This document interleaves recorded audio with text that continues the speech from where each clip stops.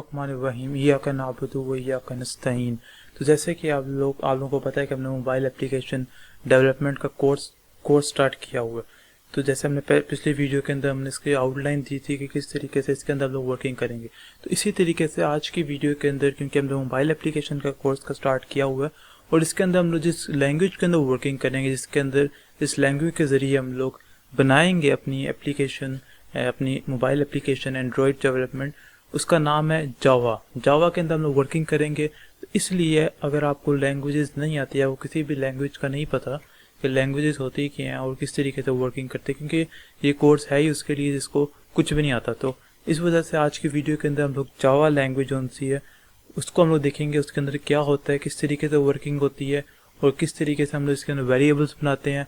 अगर आपने ऊप पढ़ी हुई है, ऑब्जेक्ट जिसको कहते हैं ऑब्जेक्ट ओरिएंटेड प्रोग्रामिंग, तो अगर आपने ये पढ़ी हुई है, इसके ज़रिए से अगर हम इसमें देखेंगे कि किस तरीके से हम लोग इसके अंदर क्लासेस बनाते हैं, पब्लिक क्लास क्या होती है, प्रोटेक्टेड क्लास क्या होती है, और उसके बाद हम लोग इसमें ये भी देखेंगे कि इसके अंदर इंटरफेसेस क्या होते हैं। और सबसे पहले आपको मैं इसके अंदर आज की वीडियो के अंदर हम लोग ये देखेंगे कि क्लासेस हम लोग किस तरीके से बनाते हैं, इसके अंदर इंटरफेसेस किस तरीके से बनाते हैं और इनका फ़ायदा क्या होता है, और पब्लिक और प्रोटेक्टेड इसके अंदर हम लोग किस तरीके से वर्किंग करते हैं। क्योंकि अगर आपको आज की वीडियो की समझ आ जाए कि किस तरीके से हम लोग इस सारी वर्किंग परफॉर्म करते हैं, इसके अंदर जावा की आपको बेसिक का पता लग जाएगा, फिर ही हम लोग इस कोर्स के अंदर मज़ीद एंटर होंगे और ये चीज़ आपके लिए बहुत ज़्यादा बेनिफिशियल भी होगी। इस तरीके से बेनिफिशियल होगी कि अगर आप इसको साथ साथ आप नोट डाउन करते जाएँ एक चीज़, क्योंकि आज की वीडियो के अंदर हम लोग सिर्फ जावा का इंट्रोडक्शन देखेंगे कि इसके अंदर ये क्लासेस का चक्कर क्या होता है और क्लासेस किस तरीके से बनाते हैं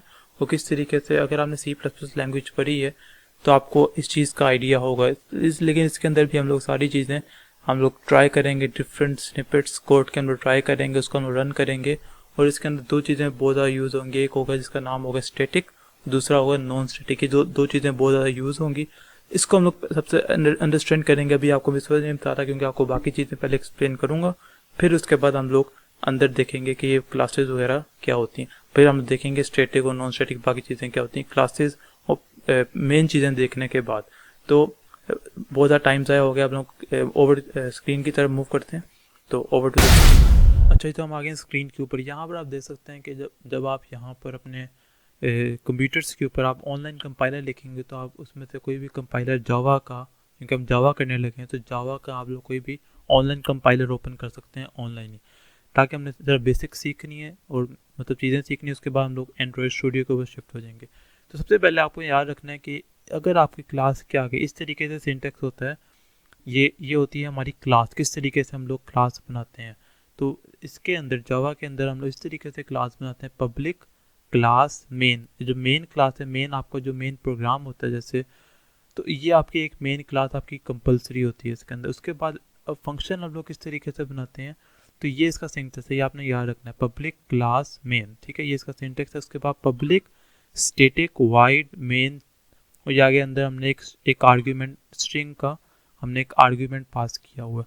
और इसके अंदर जिस तरीके से हम लोग, अगर आपको पता हो C++ के अंदर हम लोग कैसे, हम लोग अगर हमने प्रिंट करवाना तो कैसे करवाते थे, सी आउट हेलो वर्ल्ड, इस तरीके से हम लोग प्रिंट करवाते थे। तो इसी तरीके से आपने ये याद रखना है कि इसके अंदर जो जावा लैंग्वेज है ये बिल्कुल अलग है, मतलब बिल्कुल अलग नहीं है, थोड़ी बहुत डिफरेंट है। तो इसके अंदर आपने याद रखना है कि जब भी आपने कोई चीज़ प्रिंट करवानी है, उसके लिए हमने याद रखना है, हमने यूज़ करना है system dot out println hello world. तो जब आप इस तरीके से इसको देंगे, ये एक स्टैटिक, अब देखें यहाँ पर स्टैटिक लिखा हुआ है। स्टैटिक वो वाला फंक्शन होता है कि जिसके अंदर आप इसको आप कांस्टेंट आप इसको यूज़ कर सकते हैं। तो जब आप इसको रन करेंगे, अभी हम इसको और भी डिटेल में देखते हैं, जब आप इसको रन करेंगे तो आपकी स्क्रीन के ऊपर ये हेलो वर्ल्ड लिखा आ जाएगा।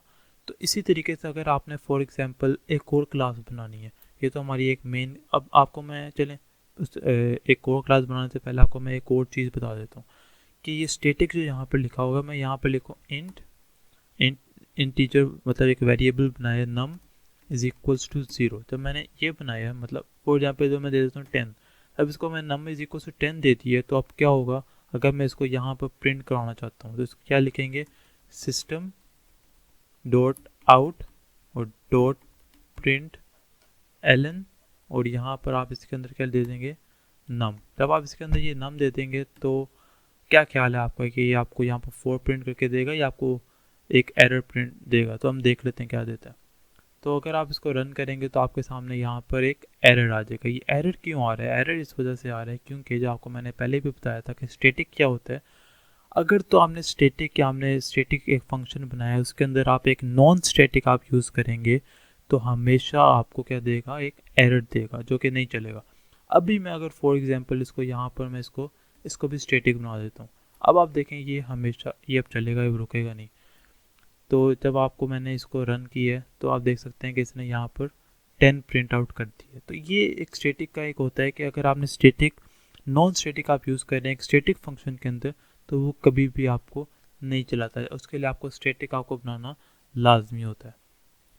और स्टैटिक आपको बता दूँ स्टैटिक काम कैसे करता है। स्टैटिक इस तरीके से काम करता है, जो चीज़ स्टैटिक होती है उसका मतलब ये होता है कि देखें यहाँ पर एग्जांपल है कि स्टैटिक वेरिएबल है static int count. Int count का मतलब ये है कि ये काउंट होता है हमने एक स्टैटिक ऊपर हमने एक डिफाइन कर दी है और ये मॉनिटर क्या करेगा, वो मॉनिटर करेगा उससे कितने इंस्टेंसेस हैं। मतलब एक इंस्टेंस ये, एक ऑब्जेक्ट ये, एक ऑब्जेक्ट ये, तो उसने आपको यहाँ पर बता दिया कि इसके कितने इंस्टेंसेस हैं, इसके 2 हैं। अगर यहाँ पर आप एक और बना देंगे तो यहाँ पर कितने हो जाएंगे, 3 हो जाएंगे। तो स्टैटिक आपको यहाँ पर उस पर मॉनिटरिंग कर रहा है जो कि स्टैटिक है, इसको आप चेंज नहीं कर सकते जी। ये तब चेंज होगा जब सिस्टम के साथ साथ जो रन हो रहा है इसके साथ साथ ये चेंज होगा। तो इस तरीके से ये मतलब होता है स्टैटिक का। अगर आप इसको 1000 नीचे बना देंगे इसके इंस्टेंसेस तो आपका काउंट क्या हो जाएगा, 1000 हो जाएगा। तो इस तरीके से स्टैटिक कीवर्ड का ये मतलब होता है। स्टैटिक जावा के अंदर या किसी भी प्रोग्रामिंग लैंग्वेज के अंदर स्टैटिक इसका मतलब होता है। तो बैक टू वर्क आ जाते हैं कि हमने स्टैटिक हमने देख लिया कि स्टैटिक कैसे काम करता है। अब हम देख सकते हैं अगर हमने एक और क्लास बनानी हो तो एक और हम क्लास कैसे बनाते हैं। तो आपने जब भी आपने कोई क्लास बनानी है तो हम कैसे बनाते हैं, पब्लिक। मतलब पब्लिक का मतलब ये होता है कि अगर आपने कोई क्लास पब्लिक बनाई है तो पब्लिक आप कहीं भी यूज़ कर सकते हैं। अगर मैं इसको पहले आपको मैं पब्लिक करके दिखाता हूँ। अगर इसको मैंने पब्लिक बनाया है, पब्लिक क्लास, और मैंने यहाँ पे एक क्लास बना ली है P1 के नाम से, और इसके अंदर मैंने फॉर एग्जांपल एक वेरिएबल बना ली है इंट, और मैंने इसका वेरिएबल बना लिया है काउंट का। ठीक है, काउंट का मैंने यहाँ पर वेरिएबल बना लिया है इज इक्वल टू 10 कर दी है। तो इसको अगर मैंने यूज़ करना है इस क्लास के अंदर तो मैं कैसे यूज़ करूँगा, इसको मैं दूंगा एक्सटेंड्स यूज़ होता है इसके अंदर। हमने इस क्लास का रेफरेंस आगे पास कर। अगर मैं इसको यहाँ पर यूज़ करना चाहता हूँ, फॉर एग्जांपल मैं यहाँ पर मैं प्रिंट करना चाहता हूँ, ये वाला काउंट भी प्रिंट करना चाहता हूँ, तो आप देखिएगा कि आप आसानी से इसको आप यूज़ कर सकेंगे। तो इसके लिए आपको जब आपने ये वाला एक काउंट आपने अगर इसके अंदर यूज़ करना है इस क्लास के अंदर, तो हमेशा एक चीज़ होती है कंस्ट्रक्टर। तो आपने इसका पहले एक कंस्ट्रक्टर, क्योंकि एक क्लास के अंदर एक डिफ़ॉल्ट कंस्ट्रक्टर होता है। कंस्ट्रक्टर ऐसा कह लें एक फंक्शन होता है जो डिफ़ॉल्ट होता है इसी के नाम का। तो इसके अंदर भी आपने जब आपने इसको P1 को इसके अंदर यूज़ करना है तो आपने उसका एक इंस्टेंस बनाना है। इंस्टेंस आप कैसे बनाते हैं, तो इस तरीके से बनाते हैं P1। अब मैंने इंस्टेंस बना लिए M के नाम से, M is equals to new, और आपने आगे कंस्ट्रक्टर इसका कॉल करना है इंस्टेंस बनाने के लिए जिसकी क्लास के अंदर आप यूज़ कर रहे हैं जो कि मेन है। इसको आप यूज़ करेंगे आपने जो सा आपने इसका वेरिएबल लिखा हो काउंट, तो आपने यहाँ पर लिखते हैं ना m.count। तब आप यहाँ पर m.count लिखेंगे तो ऑटोमेटिकली वो वहाँ से कॉल करके आपको यहाँ पे शो कर दो। ये याद रखना आपने, तो ये चेंजेस है कि आपने यहाँ पर पब्लिक आपने यहाँ पे यूज़ करना है। तो यहाँ पे यूज़ करेंगे, अगर आप यहाँ पे यूज़ करेंगे तो आपको एक एरर आएगा, तो इसलिए हमने यहाँ पर यूज़ करना है। तो अब इसको आप रन करके देख लेते हैं। तो इसको मैंने रन किया है तो इसकी आपके सामने आउटपुट आ रही है 20, 10 और हेलो वर्ल्ड 20 ये वाला इसने शो कर दिया। अगर मैं यहाँ पर इसको प्राइवेट कर देता हूँ, मतलब इस वेरिएबल को मैं प्राइवेट बना देता हूँ। प्राइवेट का मतलब ये होता है अब ये मैं इसको आगे किसी भी क्लास के अंदर यूज़ कर ही नहीं सकता। तो अब आपको हो सकता है एक एरर भी आए या देखें आपको एरर दे दी है कि ये एक प्राइवेट है जो कि प्राइवेट एसेस है, इसको आप कभी भी यूज़ नहीं कर सकते। तो ये डिफरेंस होता है पब्लिक प्राइवेट के अंदर। अगर मैं ये इसको प्रोटेक्टेड कर देता हूँ, फिर देखते हैं क्या होता है प्रोटेक्टेड। तो जब मैं इसको प्रोटेक्टेड कर दिया तो आप देख सकते हैं कि इसने चला दी है। प्रोटेक्टेड भी सेम लाइक पब्लिक ही होता है, आप मतलब आपको थोड़ी सी प्रोटेक्शन देता है, लेकिन दे सेम लाइक पब्लिक ही होता है। आप प्रोटेक्टेड भी यूज़ कर सकते हैं, आप पब्लिक भी यूज़ कर सकते हैं। तो ये डिफरेंस होता है प्राइवेट, पब्लिक और प्रोटेक्टेड के अंदर। प्राइवेट जो भी चीज़ होगी उसको आप यूज़ नहीं कर सकते। अगर फॉर एग्जांपल मैंने यहाँ पर एक फंक्शन बनाना चाहता हूँ, फंक्शन कैसे बनाऊँगा, वही बात है। अगर आप प्राइवेट फंक्शन बनाएंगे तो आपको एरर आएगा। तो इस तरीके से अगर मैं यहाँ पर पब्लिक एक फंक्शन बनाता हूँ, पब्लिक नाम बनाता हूँ पब्लिक, और इसका मैं नाम रख लेता हूँ वाइड। अगर आप स्टैटिक बनाना चाहते हैं स्टैटिक बना लें, अगर आप वैसे बनाना चाहते हैं वैसे बना, तो वाइड। और यहाँ पर मैं एक बनाता हूँ डिस्प्ले, और इस डिस्प्ले के अंदर मैंने अब कॉल क्या करना है, मैं अब इसको जो काम मैंने यहाँ पर किया था वो मैं काम इसको यहाँ से हटा देता हूँ, और इसको भी यहाँ से हटा देता हूँ, और ये वाला काम मैंने यहाँ पर करना है। मतलब मैं ये चाहता हूँ जो मेरा अकाउंट है वो यहाँ पर डिस्प्ले करे, लेकिन कॉल कहाँ से हो, कॉल मेन से कॉल हो। तो अब देखते हैं हम लोग इसको कैसे करते हैं। तो इसको मैंने यहाँ पर देखें एक प्रोटेक्टेड का एक मैंने वेरिएबल बनाया है, और इसके अंदर मैंने कहा कि ये पब्लिक एक मैंने फंक्शन बनाया है, उस फंक्शन के अंदर मैंने एक डिस्प्ले का फंक्शन बनाया है, जो कि इसके अंदर मैं क्या कर रहा हूँ, सिस्टम डॉट आउट मैं इसको प्रिंट करना चाह रहा हूँ, लेकिन मैं इसको कॉल यहाँ से नहीं कर रहा। जब तक इसको फंक्शन को याद रखना है आपने, जब तक आप फंक्शन को कॉल नहीं ना करेंगे वो आपका आउटपुट जनरेट नहीं करेगा। तो इसको मैं कॉल कहाँ से मैं करना चाह रहा हूँ, इसको मैं कॉल मेन के अंदर से करना चाह रहा हूँ। तो मेन के अंदर से मैं कैसे करूँगा, जैसे मैंने आपको बताया था, एक हमने एक कंस्ट्रक्टर बनाया, एक उसका इंस्टेंस बनाया है, किसके ज़रिए से, इस मेन के ज़रिए से। और मैंने अब इसके अंदर क्या करूँगा, मैं एम डॉट डिस्प्ले करूँगा। अब देखते हैं कि आपको ये क्या देता है। मेरे ख्याल से ये नहीं चलेगा, लेकिन क्या पता चल जाए, तो आपको देखते हैं क्या होता है। तो जब मैं इसको एम डॉट डिस्प्ले किया तो देखते हैं क्या होता है। तो इसने आपको एरर दिया, तो ये एक्सपेक्टेड एरर है। एक्सपेक्टेड एरर क्यों है, क्योंकि आपको मैंने एक शुरू में एक बात बताई थी कि यहाँ पर ये एक नॉन स्टैटिक है, और आप इसको यूज़ किसके अंदर कर रहे हैं, आप इसको स्टैटिक के अंदर यूज़ कर रहे हैं। इसके लिए आपको या तो इसको आपको स्टैटिक बनाना होगा, या तो आप यहाँ पर स्टैटिक लिखें, या फिर आप इस स्टैटिक को हटा दें। तो हमने वो वाला ट्राई कर लिया, तो हम ये वाला ट्राई करके देखते हैं। मतलब ये दोनों नॉन स्टैटिक इसमें यूज़ हो रहा है, नॉन स्टैटिक के अंदर यूज़ हो रहा है, नॉन स्टैटिक फंक्शन के अंदर। तो इसको हम ट्राई करके देख लेते हैं। तो जब आप इसको रन करेंगे तो ऑटोमेटिकली आपके सामने आउटपुट जनरेट हो गई है, क्योंकि non static is using in non static. तो ये आपको यहाँ तक समझ मेरे ख्याल से अच्छे तरीके से आ गई होगी। अब हम एक और चीज़ ट्राई कर लेते हैं कि अगर फॉर एग्जांपल मैं इसको फंक्शन को मैं प्राइवेट कर देता हूँ, तो क्या इसको हम लोग यूज़ कर सकते हैं। तो इसका आंसर भी मेरे ख्याल से आपको अब आ ही गया होगा कि इसका आंसर क्या होता है, नो, कि प्राइवेट को आप कभी भी यूज़ नहीं कर सकते। तो मेरे ख्याल से अभी तक आपको फंक्शन बनाने आ गए होंगे, आपको क्लासेस का पता चल गया होगा, आपको ये भी पता चल गया होगा कि किस तरीके से हम लोग एक क्लास को आगे हम लोग मल्टीपल इनहेरिट, इसको कहते हैं इनहेरिटेंस, ये आपने लफ्ज़ याद रखना है, ये बहुत यूज़ होता है। इसको आप कहते हैं इनहेरिटेंस। मतलब P1 की जो भी क्लासेस के अंदर चीज़ें हैं, काउंट वगैरह, ये सारी आप कहाँ पे यूज़ कर रहे हैं, आप अगली क्लास के अंदर इनहेरिट कर रहे हैं, जहेज दे रहे हैं। मतलब फॉर एग्जांपल मजाक कर रहा था, तो इसके अंदर आप क्या कर रहे हैं, आप उसको आगे आप उसको क्या कर रहे हैं, इसको इनहेरिट कर रहे हैं। तो इस ये होती है इनहेरिटेंस। और अगर इनहेरिटेंस सिर्फ क्लासेस के बीच आप सिर्फ एक क्लास के दो क्लास के दरमियान कर सकते हैं जावा के अंदर। तो इसके लिए हम लोग क्या यूज़ करते हैं, इंटरफेसेस यूज़ करते हैं। इंटरफेसेस हम लोग देख लेते हैं क्या होते हैं। अगर आपने C++ पढ़ी होगी तो इसके अंदर एक होती है एब्स्ट्रैक्ट क्लास। एब्स्ट्रैक्ट मैं आपको यहाँ पर लिख भी देता हूँ।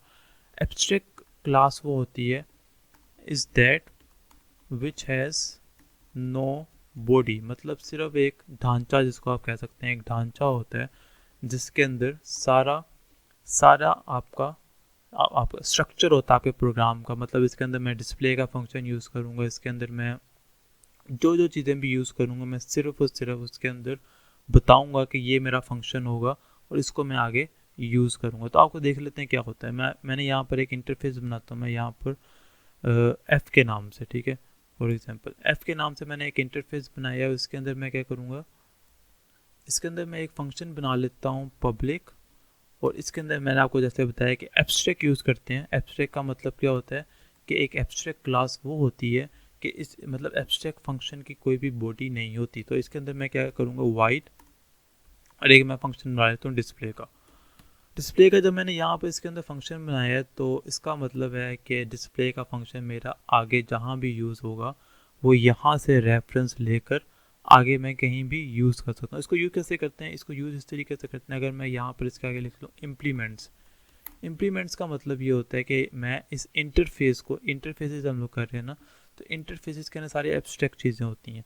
तो इम्प्लीमेंट्स मैंने क्या चीज़ करनी है, मैंने ये वाला एफ़ इम्प्लीमेंट करना है। तो एफ़ मैं इम्प्लीमेंट कैसे करूँगा, मैं इसके आगे लिखूँगा क्लास P1 इम्प्लीमेंट्स एफ़। तो जब मैं ये लिखूँगा तो जो मैंने ऊपर एक एब्स्ट्रैक्ट अपनी सारी चीज़ें डिफाइन कर दी हैं कि मेरा एक डिस्प्ले का फंक्शन मेरे अंदर कहीं भी होगा। तो मैं इसको इम्प्लीमेंट कैसे कर सकता हूँ, मैं इसको लिखूँगा इम्प्लीमेंट एफ, और इस तरीके से मैं इसको जब इसे पब्लिक करके मैं इसको डिस्प्ले करूँगा तो आप देख सकते हैं ये मुझे सारी आउटपुट जनरेट करके देगा। तो इसने सारी आउटपुट मुझे जनरेट करके दे दी है।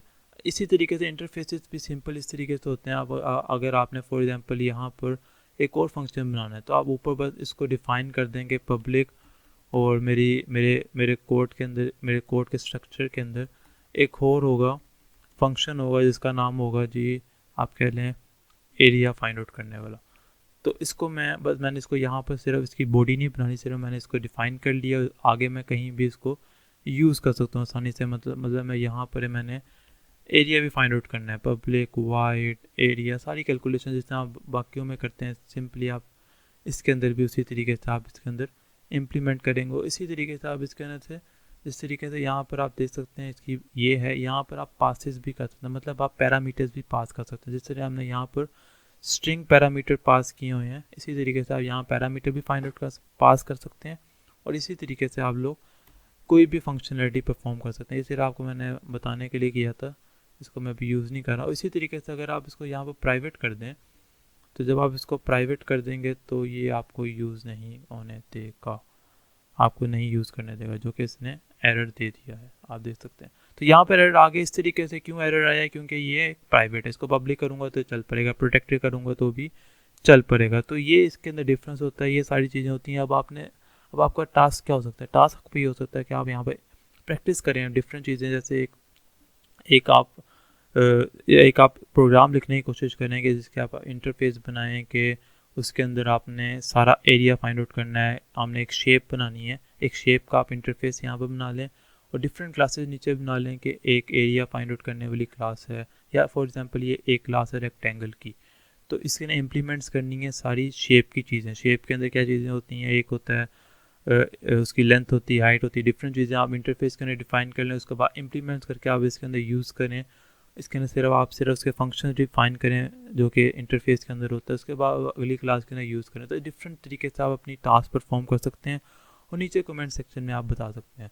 तो ये आपको अगर समझ आ गई है तो हम लोग उम्मीद करते हैं ये आपके लिए बेहतर होगा, आपके लिए समझ आ गई होगी, और आपको ये भी पता लग रहा होगा कि कंस्ट्रक्टर्स क्या होते हैं। कंस्ट्रक्टर अगर फॉर एग्जांपल मैंने P1 का कंस्ट्रक्टर बनाना है तो मैं कैसे बनाऊंगा, P1 इस तरीके से, ये इसका कंस्ट्रक्टर है। इसके अंदर ये हर एक के अंदर एक डिफ़ॉल्ट होता है, मतलब ना भी बनाए तो ये आपका डिफ़ॉल्ट होता है। लेकिन इंस्टेंस कैसे बनाते हैं, इस तरीके से हम लोग इंस्टेंस बनाते हैं किसी को भी यूज़ करने के लिए। तो ये आपको उम्मीद है समझ आ गई। अच्छा, तो वीडियो तो हमने देख ली होगी किस तरीके से हमने सारा कोड देखा है। पब्लिक क्लास हमने देखी है, प्रोटेक्टेड क्लास देखी है, प्राइवेट के बारे में हमने देखा है, ये सारी क्लासेस किस तरीके से बनती हैं। उसके अलावा हमने इंटरफेसेस के बारे में देखा है, और जो हमने मेन चीज़ों से देखी है कि स्टैटिक और नॉन स्टैटिक क्या होता है। तो स्टैटिक और नॉन स्टैटिक ये रूल ऑफ द थंब है जो आपने हमेशा याद रखना है कि इसके अंदर होता क्या है कि अगर तो आपका वेरिएबल स्टैटिक है तो स्टैटिक वेरिएबल हमेशा जो उनसे है वो यूज़ होगा स्टैटिक फंक्शन के अंदर। मतलब कि अगर आपका वेरिएबल स्टैटिक है वो स्टैटिक आपका स्टैटिक फंक्शन के अंदर यूज़ हो जाएगा। लेकिन अगर आपका वेरिएबल नॉन स्टैटिक है तो इसका मतलब ये है कि वो नॉन स्टैटिक वेरिएबल आपका स्टैटिक फंक्शन के अंदर यूज़ नहीं हो सकता। तो ये रूल ऑफ द थंब है, ये आपने याद रखना है। तो उसके अलावा अगर आपने जो हमने बाकी चीज़ें देखी हैं, ये किस तरीके से क्लासेस बनाते हैं, ये सारी चीज़ें, ये किस तरीके से इसको हम लोग यूज़ करते हैं, और क्या क्या चीज़ें हमने कंस्ट्रक्टर हम लोग किस तरीके से बनाते हैं, ये सारी चीज़ें आपने हमेशा याद रखनी जावा के अंदर। जो कि आगे जाके जो हम लोग ये कोर्स के अंदर मजीद डेप्थ के अंदर जाएंगे तो आपकी चीज़ें अगर ये इनिशियली लेवल से आपकी बेटर होंगी तो नीचे जाके डेप्थ के अंदर आपकी ज़्यादा बेटर होंगी। तो आज की वीडियो के लिए इतना ही। तो आज की वीडियो हमने सिर्फ जावा के इंट्रोडक्शन के ऊपर देखी है। अगली वीडियो के अंदर हम लोग और चीज़ें देखेंगे, हो सकता है जावा के ऊपर ही देखें। तो आज की वीडियो के लिए इतना ही, मिलते हैं अगली वीडियो के अंदर। तब तक के लिए आप इसी वीडियो को बार बार देखें तो सब्सक्राइब भी करें। तो आज की वीडियो के लिए इतना ही, मिलते हैं अगली वीडियो के अंदर। अल्लाह हाफिज़। For more exciting videos, like, comment and subscribe my channel. Thank you so much.